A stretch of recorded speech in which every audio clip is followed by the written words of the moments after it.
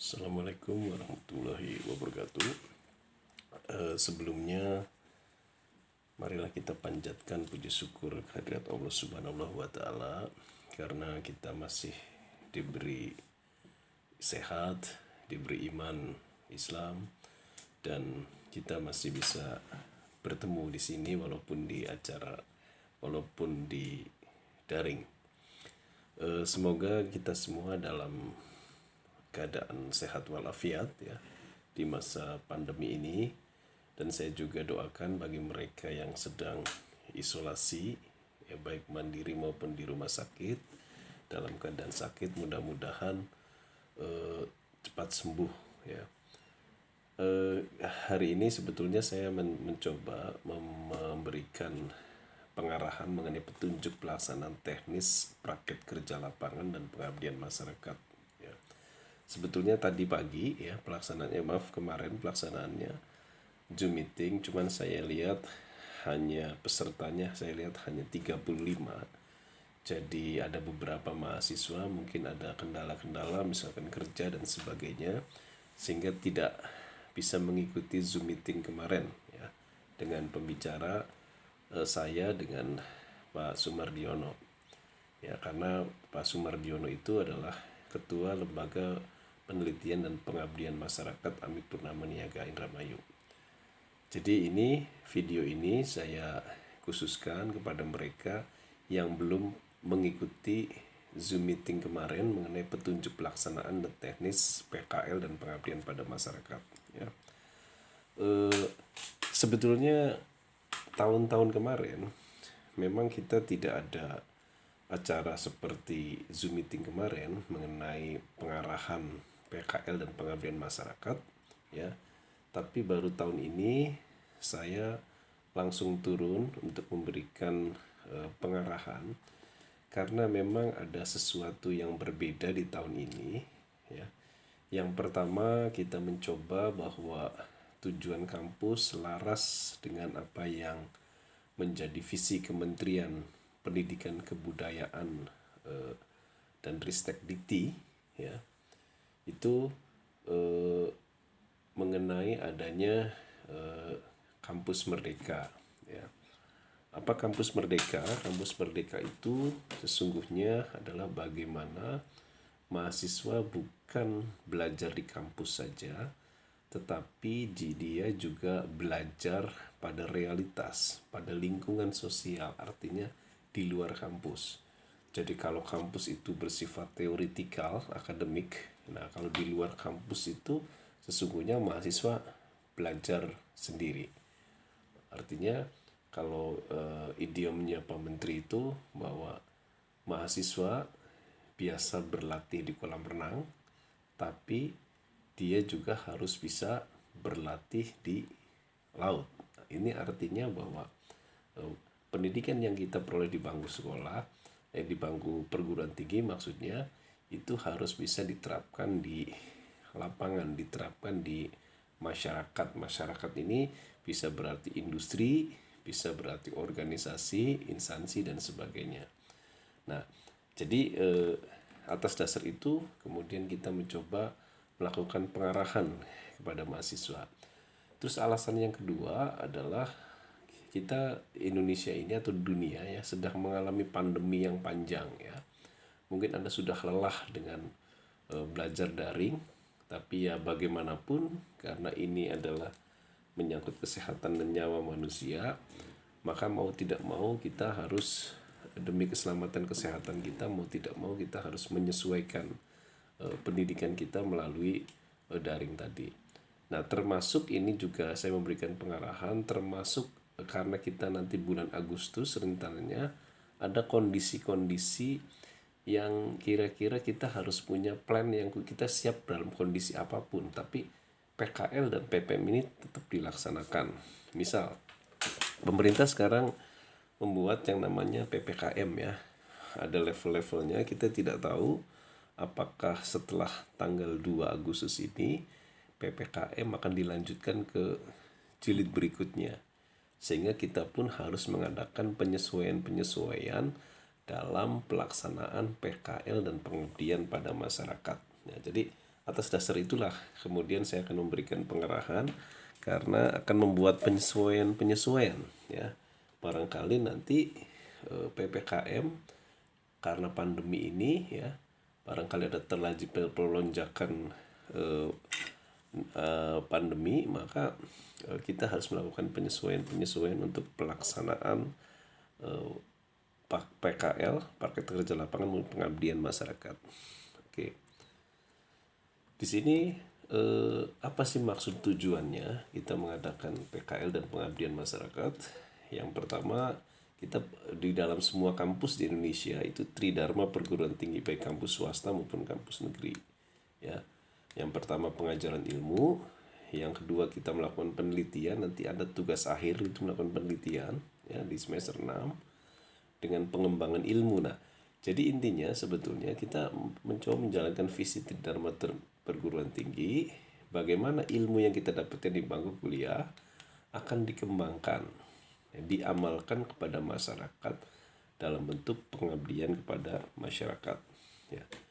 Tujuannya ya adanya PKL dengan pengabdian masyarakat ini mahasiswa agar bisa mengimplementasikan ilmu yang diperoleh di bangku kuliah diterapkan ke masyarakat. Jadi diimplementasikan ilmu itu. Nah, kalau kita dapat ilmu ya, alangkah kurang bagusnya ilmu itu harus diamalkan karena inti daripada ilmu sebetulnya adalah pengamalan ilmu. Ya bukan untuk kita sendiri tapi juga harus diamalkan ke orang lain. Dalam hal ini adalah masyarakat, itu bagaimana kita mengamalkan ilmu. Dan juga tujuan selanjutnya diadakannya PKL dan pengabdian masyarakat ini adalah agar menimbulkan kepekaan terhadap problem sosial. Jadi mahasiswa itu tidak hanya berkutat di buku, tidak berkutat di komputer saja, tapi dia juga harus merasakan problem-problem yang dihadapi oleh sosial. Apalagi di masa pandemi ini kan problemnya multidimensi sekali. Nah, bagaimana Anda bisa menciptakan sebuah solusi. Makanya di sini ada yang namanya tujuannya adalah salah satunya adalah menciptakan mental kreatif dan solutif. Ya, makanya kalau di dikti nanti kita laporan ke dikti, Anda namanya memang bukan pengabdian masyarakat, namanya program kreatif mahasiswa PKM ya. Nanti kita laporan ke diktinya, laporannya adalah PKM, program kreatif mahasiswa. Kreatifnya itu adalah yang ini nih, mental kreatif dan solutif. Nanti kita lihat bentuk-bentuknya bagaimana ya bentuk PKL sama pengabdian masyarakat itu. Oke, syarat peserta untuk PKL ya. Syarat peserta yang jelas adalah mahasiswa semester 4. Dan jelas ini mahasiswa ini tercantum di PDDikti ya. Saya yakin Anda mahasiswa yang aktif pasti di sini tercantum di PDDikti ya. Mahasiswa semester 4. Yang kedua, tidak pernah ambil cuti di semester 1, 2 dan 3. Jadi kalau Anda mengambil cuti misalkan satu semester 2 atau 3, maka Anda tidak bisa menghitung PKL karena PKL itu ada di semester 1 selesai, 2 selesai, 3 selesai ya. Untuk ke semester 4. Nah, persoalan IPK tidak menjadi persyaratan ya Anda mengikuti PKL atau pengabdian masyarakat. Kalau IPK itu persyaratannya biasanya ketika Anda mengajukan tugas akhir ya, minimal 2,0, atau Anda misalkan ingin wisuda itu ada persyaratan IPK bisa 2,0 minimal dan tidak boleh ada nilai D, minimal C di situ ya. Waktu pelaksanaan, nah ini juga agak fleksibel di sini. Waktu pelaksanaan sesuai dengan tradisi di AMIK ya. Selama bulan Agustus. Jadi selama Anda liburan ya. Agustus sebab awal September itu Anda sudah masuk kuliah lagi ya, masuk ke semester genap yaitu semester 5. Jadi semester bulan Agustus akhir Anda itu sudah harus selesai mengadakan PKL. Sebetulnya memang kalau di S1 itu sampai panjang ya waktunya 3 bulan. Ya, kalau di S1 itu namanya KKN, kuliah kerja nyata. Itu sampai 3 bulanan ya. Nah, teman, karena kita di sini D3 ini waktunya terbatas, kita hanya 6 semester. Jadi Anda harus bulan November itu bulan September itu Anda masuk semester 5 dan tahun depan Anda harus lulus wisuda D3, maka kita ambil cuma 1 bulan di sini. Ya, selama liburan semester genap. Makanya untuk semester 4 ini dia tidak ada yang namanya semester pendek ya, karena dia sibuk ke PKL dan pengabdian masyarakat. Nah, kemarin tadi pagi juga atau kemarin sore ada mahasiswa yang tanya mengenai bagaimana apakah kehadiran di objek tempat, apakah saya harus tiap hari, apakah seminggu berapa kali. Itu nanti kehadiran di objek tempat disesuaikan kegiatan. Nanti kita akan lihat pada bentuk kegiatan. Jadi saya ulangi lagi, kehadiran di objek tempat disesuaikan dengan kegiatan. Oke. Apa saja di sini bentuk kegiatannya? Bentuk kegiatannya yang pertama adalah PKL, praktek kerja lapangan. Ya. Apa itu PKL? Yaitu magang atau kerja sementara dengan pemanfaatan teknologi komputer. Yang nomor 1 ini ya. Bentuk kegiatannya saya ulangi lagi, praktek kerja lapangan, ya, bentuknya magang kerjasama magang atau kerja sementara dengan pemanfaatan teknologi komputer. Jadi PKL itu Anda datang ke sebuah instansi, apakah itu instansi pemerintah, apakah perusahaan swasta, apakah organisasi, tidak harus organisasi profit ya. Anda juga misalkan pada sebuah yayasan sosial dan sebagainya bisa.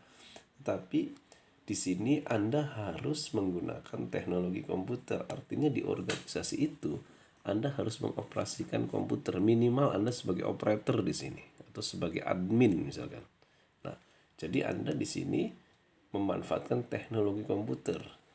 Jadi Anda tidak bisa misalkan PKL tapi Anda tidak mengoperasikan komputer, karena bidang keahlian kita adalah di bidang komputer tadi ya. Jadi harus ini. Nah, terus bagaimana Pak kalau seandainya persoalannya misalkan PPKM ya, pemerintah itu diperpanjang. Sebab saya lihat PPKM yang terakhir ini sampai 2 Agustus pengumumannya, tapi bisa jadi kalau lonjakan pandemi ini tinggi, maka bisa jadi PPKM dilanjutkan. Nah, di perusahaan buru-buru nerima tenaga kerja magang ya, seperti mahasiswa misalkan. Nah, karena di sana pun tempat kerja pun dikurangi mungkin 50%-nya. Ya, jadi buru-buru Anda bisa kerja di situ. Ya, buru-buru Anda kerja di situ. Nah, kalau seandainya ini masih bisa Anda kerjasama dengan perusahaan itu, Anda WFH, work from home, ya, Anda bisa misalkan Anda ditugaskan untuk mengentry data. Ya, Mas atau Mbak nanti entry in data ya, ini di data-data kita. Tapi Anda kerjanya di rumah, itu nggak apa-apa. Ya, itu nggak apa-apa kalau kerja. Tapi kalau seandainya perusahaan pun menolak karena persoalan PPKM tadi, maka Anda harus mengadakan pengabdian pada masyarakat. Nah, nanti kita akan bahas ya pengabdian masyarakat itu apa saja di sini. Pengabdian masyarakat yaitu yang pertama, memberikan pelatihan program komputer pada masyarakat. Ya, memberikan pelatihan program komputer pada masyarakat. Ada beberapa desa yang minta ke kampus kita, ya. Ada beberapa instansi juga yang minta ke kampus kita untuk menyediakan beberapa mahasiswa untuk ngajari komputer pada aparatur pemerintah itu. Saya sebut misalkan ada suatu desa di Tegalurung, kepala desanya minta kepada saya beberapa mahasiswa untuk mengadakan pelatihan Office misalkan. Office-nya misalkan Excel dan Word, ya. Nah, jadi kita tidak saya mahasiswa tidak tiap hari datang selama 30 hari dalam 1 bulan di situ, tapi cukup misalkan dalam 1 bulan itu 12 kali pertemuan. Jadi dia memberikan pelatihan komputer karena tidak tiap hari si mahasiswa itu ngajarin, tapi misalkan taruhlah seminggu 3 kali dia memberikan pelatihan program komputer di sini. Atau bisa jadi tidak dalam bentuk banyak, taruhlah cuma ada 4 orang yang kita ajarkan, ya. Ya maka Anda yang hadir di situ tidak usah banyak-banyak. Tapi kalau misalkan pelatihan kemarin juga di pihak LP kalau nggak salah, lembaga pemasyarakatan minta tenaga mahasiswa untuk mengajarkan, di sana ada 30 unit komputer. Nah tentu juga yang akan kita tempatkan di sana mahasiswanya banyak, ya. Jadi itu tergantung jumlahnya. Nanti bisa dipandu atau dibimbing oleh pembimbing. Pembimbingnya 2, yaitu Pak Sumardiano dengan Pak Dedi, ya. Jadi di sini memberikan pelatihan komputer. Tapi kalaupun karena masalah PPKM ini, ya, setelah PPKM ini kemudian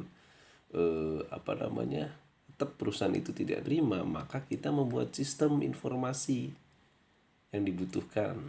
Ya, nah kalau membuat sistem ini kan Anda tidak harus datang tiap hari di organisasi tersebut. Anda yang penting misalkan menganalisa kebutuhan sistemnya apa, kemudian Anda buat di rumah, ya, membuat sistem. Nah, ini bisa kelompok, ya. Saya ulangi lagi, ini bisa kelompok. Baik Anda di sini magang, memberikan pelatihan program komputer kepada masyarakat, juga bisa kelompok tergantung jumlah yang dibutuhkannya, atau membuat sistem informasi yang dibutuhkan oleh organisasi. Jadi saya ulangi lagi bentuk kegiatannya. Yang pertama magang, ya, tapi harus menggunakan teknologi komputer. Ini bisa sendiri, ini bisa kelompok. Misalkan Anda masuk ke perusahaan itu 5 orang, perusahaannya hanya pengen terima 2 orang atau 1 orang, yang lainnya tidak bisa masuk kan. Tapi ada juga perusahaan butuh banyak orang misalkan. Nah, silakan bisa masuk ke organisasi tersebut. Nah, yang kedua yaitu memberikan pelatihan program komputer pada masyarakat, ya. Yang ketiga membuat sistem informasi yang dibutuhkan oleh organisasi. Nah, jadi kalau seandainya ini tidak memungkinkan karena PPKM, ini juga tidak memungkinkan PPKM, maka mahasiswa membuat kelompok harus membuat sistem informasi yang dibutuhkan organisasi. Jelas ya? Nah, nanti mungkin kalau ada pertanyaan-pertanyaan bisa melalui WA, ya, nanti saya jawab, ya, untuk WA tersebut. Nanti saya jawab mengenai barangkali ada mahasiswa yang bertanya tentang masih belum jelas, karena memang kelemahan saya di YouTube ini saya tidak bisa interaktif seperti Zoom meeting kemarin, ya. Nah, oke. Terus ada pertanyaan lagi, bagaimana mahasiswa yang kerja, ya. Nah, mahasiswa yang kerja itu kita wajibkan kalau seandainya, karena mahasiswa itu kerja di, misalkan ada anak kerja di supermarket, Pak, PKL-nya gimana? Saya kan kerja di supermarket. Nah, maka kalau kemudian dia hanya melaporkan, taruhlah dia sebagai seorang kasir, dia hanya melaporkan kegiatan kasirnya, itu bukan PKL, memang karena dia kerja di situ. Nah, maka dari itu untuk menumbuhkan kreativitas si mahasiswa yang kerja tadi, silakan bikin kelompok membuat sebuah sistem informasi yang dibutuhkan. Misal, ya, Anda kerja di koperasi. Nah, kerja di koperasi, Anda bagaimana membuat sistem yang dibutuhkan oleh koperasi tersebut. Saya ulangi lagi, Anda bisa membuat sistem yang dibutuhkan oleh koperasi tersebut, dan Anda tidak harus sendiri. Anda bisa membentuk tim 4 orang kelompok untuk membuat sistem. Itu kan. Boleh sendiri, boleh membuat kelompok. Nah, jadi di sini si mahasiswa yang kerja ini diharapkan di poin 4 ini membuat sistem informasi yang dibutuhkan organisasi. Sistem itu bisa untuk organisasi dia kerja di situ, atau bisa juga organisasi yang lain. Nah, kemarin ada yang tanya juga mahasiswa di Zoom meeting itu, Pak, bagaimana kalau saya ini kerja tapi saya ikut memberikan pelatihan program komputer? Boleh, ya. Misal dari 12 hari ini taruhlah ada 4 mahasiswa yang ngajar komputer di sebuah balai desa misalkan, atau di sebuah kantor desa, atau di kecamatan, atau sebuah instansi. Nah, boleh Anda karena kerja sibuk, maka Anda silakan ambil hari di sana misalkan Anda ngajar misalkan selama 3 hari ya dengan waktu tidak berturut-turut, silakan Anda bagi dengan kawan-kawan yang lain. Nanti saya, nah jadi ketika misalkan taruh kan ada yang kerja shift ya, nah saya bisa nih, saya shiftnya kerjanya sore, maka saya bisa ngajar pagi untuk organisasi tersebut, untuk masyarakat tersebut. Nah jadi bisa orang yang kerja ini bisa masuk memberikan pelatihan. Sebab kalau ini tidak bisa karena dia sudah kerja. Nah ini adalah bagi mereka mahasiswa yang belum bekerja. Jadi untuk mahasiswa yang bekerja ini bisa membuat ini sistem informasi dengan kelompok dengan teman yang lain dan juga memberikan pelatihan program komputer dengan waktu yang dia bisa, ya dia bisa tidak mengganggu pekerjaannya. Oke, selanjutnya adalah teknis pelaksanaan, ya. Teknis pelaksanaan syaratnya Anda harus mendaftar PKL, ya, dan program pengabdian pada masyarakat. Tapi tadi Pak Dion diganti katanya, Pak, ini kalau program diknya bukan PPM, namanya PKM, program kreativitas mahasiswa. Kalau PKL tetap praktek kerja lapangan. Jadi Anda mendaftar ini dulu, ya. Terus kemudian Anda boleh bikin kelompok, ya. Penentuan bentuk, apakah tadi bentuk magang atau kerja sementara bagi mereka yang belum bekerja, atau Anda melakukan ngajari masyarakat, ya, pengabdian masyarakat, maupun Anda membuat sebuah sistem, ya. Ini silakan Anda bisa konsultasi dengan pembimbing baik Pak Dedi maupun Pak Dion. Nah, di sini membentuk kelompok. Pak, saya pengen sendirian, nggak masalah, ya. Apa saya pengen bikin kelompok? Ya, ini Anda bisa bikin kelompok. Biasanya rata-rata maksimal itu 4. Tapi nanti tergantung kebutuhan. Bisa jadi misalkan sebuah perusahaan pengennya 2 orang, ya. Atau bisa jadi dibutuhkan banyak orang. Nanti makanya saya jumlah ini tidak mutlak. Tapi biasanya maksimal itu 4 orang biasanya, ya. Ini juga nyambung sini ya. Setelah Anda bentuk kelompok, jumlah personil pada kelompok disesuaikan kebutuhan objek tempat, ya. Penentuan tempat PKL boleh Anda mencari sendiri, ya, atau Anda diarahkan oleh pembimbing. Seperti begini. Ada beberapa desa dan instansi yang meminta kami untuk ngajari personilnya komputer karena di desa tersebut tenaga-tenaga komputernya belum ada di desa tersebut. Maka dia minta mahasiswa kita. Nah, makanya tadi ada yang